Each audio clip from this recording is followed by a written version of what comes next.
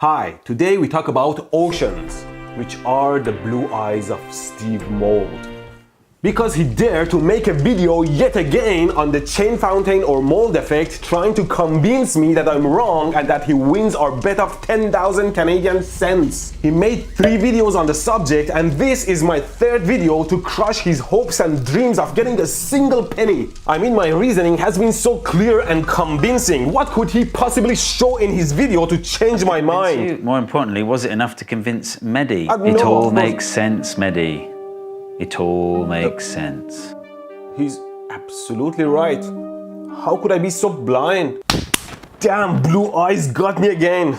Told you, they just remind me of the ocean, which we are also trying to save today. You will notice today that there are a ton of videos all around the biggest collaboration started by Mr. Beast and Mark Rober as usual to raise funds to remove 30 million pounds of garbage from the oceans. Same as TeamSeas, where we successfully raised over $23 million to plant over 23 million trees. This time we have a goal of $30 million, and every dollar removes 1 pound of garbage from the oceans. So click on the fundraiser link on the side of the video or go to TeamSeas.org for more information and help us beat our goal of $30 million.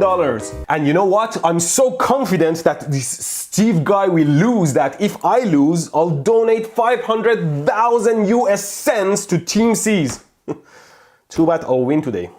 I may donate $10 or something. So to recap, in a chain fountain, Steve claims this mold effect is only possible due to a force from the surface pushing the chain up around the loop. Because the chain has a limited bend radius and acts like a lever that pushes against the surface. In my theory, the surface can't provide sufficient force to fling the chain above the surface. There is a force accelerating the chain from 0 to speed and another one changing the speed from positive to negative. And these forces oppose the changes and need time and space, and so these curves are inevitable. I showed in my video in my 2D floor test that the loop happens without any push from a surface. Steve said my test was junk because my loop was falling. I said my chain was rising compared to the stationary part of the chain.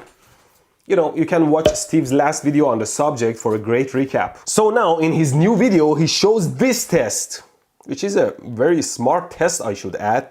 I'm very impressed with his setup. See, he made a ramp with steps and laid down the chain on every step. In one setup, the chain is against the step so it can push against the surface. In the next setup, the chain is on the edge of the step so it won't push against the surface. And in the test where the chain is pushing against the surface, the chain seems to be rising more than where it started, while the other chain is just flowing through its original path. This seems to his favor. But it could just be within the margin of error. I mean, did he do the test 10 times and average the results for accuracy? I bet not. He says for a 30 centimeter chain fountain, there needs to be a force of around 0.1 newtons from the surface pushing the chain up, which is pretty small.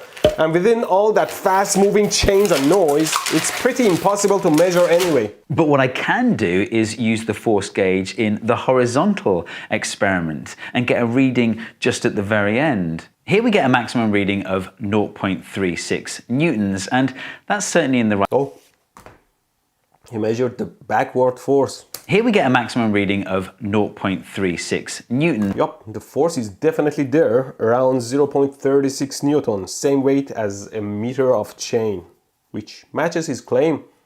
He was right, I was wrong. What can I say? The force clearly exists. He measured it, it's there. Did I just promise $5,000 to TeamSeas if I lose? Fuck! And if you look at the video here under the screen, I suggested that test to Steve. Did I shot my theory in the foot by that suggestion? Definitely. Did I do it intentionally? Of course. Because I figured it was a good way to measure the force.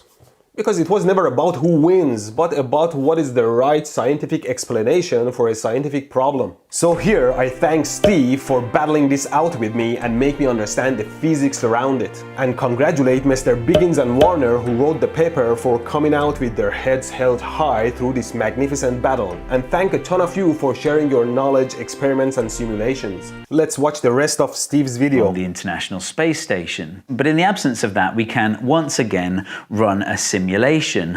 It's interesting that Mehdi didn't mention the simulations in my previous video in his most recent video. Why didn't you mention the simulations, Mehdi? What? Why didn't you mention the simulations? Yeah, because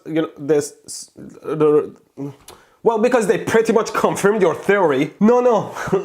Yes, the simulations are very convincing and match Steve's theory. But the main reason I didn't address them was because you can't use them to prove science. But they can give you a very good idea how something can work, so you can go back and test the actual physical science. The simulations are coded by people who have a certain understanding of physics. And here we are disputing the physics to start with. And for me to be able to approve them, I have to know the science right and be able to read the code and understand it. So I felt I couldn't rely on them beyond the shadow of doubt. But now, thanks to Steve's tests that confirmed the actual physics, I can say the simulations Steve included in his videos were so darn representative of reality. So good job on that. Now let me try to see where I went wrong and if I can place the blame on someone else to make myself feel better. Probably I can't. Okay, so my main issue was that in the original explanations, I couldn't find the exact mechanism the chain fountain worked. All I saw was that the surface pushes the chain up. But I could definitely say the force was in no way enough to single-handedly throw the chain around the loop. But thanks to our rivalry between Steve and I was able to dissect his brain and pull out the parts I needed to build the theory. Let me see if I can explain it for you. According to the theory, this lever force pushing the chain up is equal to the weight of this length of chain from the peak to the surface. And that tiny force is applied to every bit of chain right before they rise over a short distance in time. So it puts a very small amount of energy into the system, but continuously. For the fountain to work, we also need a bit of my theory. Let's say there is no gravity and we pull the chain on one side with a force, and then there is this opposing force resisting against the change of speed from zero. And they create tension that forces the chain to loop and create centrifugal forces with a total sum of them like this, which is created from the sum of these forces. And when the forces balance, the chain wants to loop through the same path, same as what Steve described. And that's what we saw in Steve's test when chain is not pushing against the surface. But the issue is that the original chain fountain is under gravity that slowly pulls the chain down. Not fast like it drops, but slowly, because there are other forces in effect. And the faster the chain goes, the slower it drops. So I was wrong. Under gravity, the chain would never rise or would go down slowly without any additional force. But now, thanks to the pushing force from the surface Steve clearly measured, because the chain slowly goes down, that force has a chance to recharge the fountain with trickles of energy and raise and maintain it. It is not enough to fling the chain around the loop, but it's enough to create and raise the loop slowly to a point where the losses due to friction become too great, and then it just maintains the loop. Similar to the behavior of resonance circuits. But then again, what about my vacuum hose test, where I still create the loop effect without pushing against any surface? In this test, the force of vacuum was pulling the hose inside the wall and friction was pulling the hose back.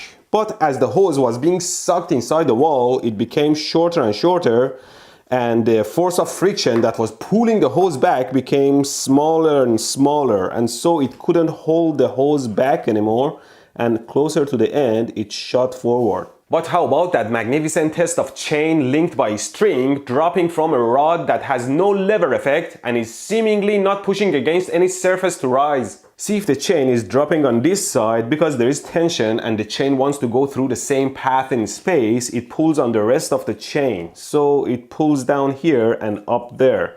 But because the chain is starting from stationary, it resists acceleration. So with these two pulling, there is a strong force pushing against the surface of the rod, and so the surface pushes back. Now Steve argues that this push from the surface is what adds up and helps raise the chain, and I don't agree with that. So maybe we start a new series of rivalry on this. I think there is an easier explanation. Yes, there is a strong force pushing against the surface of the rod, but that creates friction between the chain and the surface, and that on top of the inertia won't allow the chain to move forward easily, and that helps raise the chain. Okay, let's make it simpler. Imagine a chain going through a path in space like this. It could go forever like this in steady state. But what happens if we pinch it right here trying to stop it? Here I have a wheel and I turn it hard. What do you think will happen if I try to pinch it and stop it here? It jumps up. Similarly, the chain, kind of rotating like a wheel trying to go through the same path, drags against the surface of the rod and combined with inertia, holds on to the surface of the rod and pulls itself up. Although, you could say it is also a lever effect. The chain rotating fast becomes rigid, right? I made a small loop of chain that I'll put around my drill bit and I'll rotate it fast and let go, and you'll see that under tension the loop will hold its shape.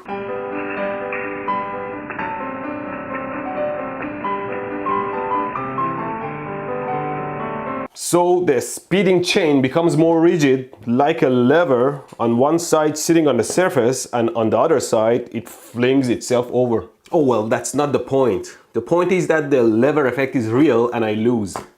You win this time, mechanical engineers! So I shall pay up my 10,000 Canadian cents to Mr. Mold and $5,000 US to TeamSeas.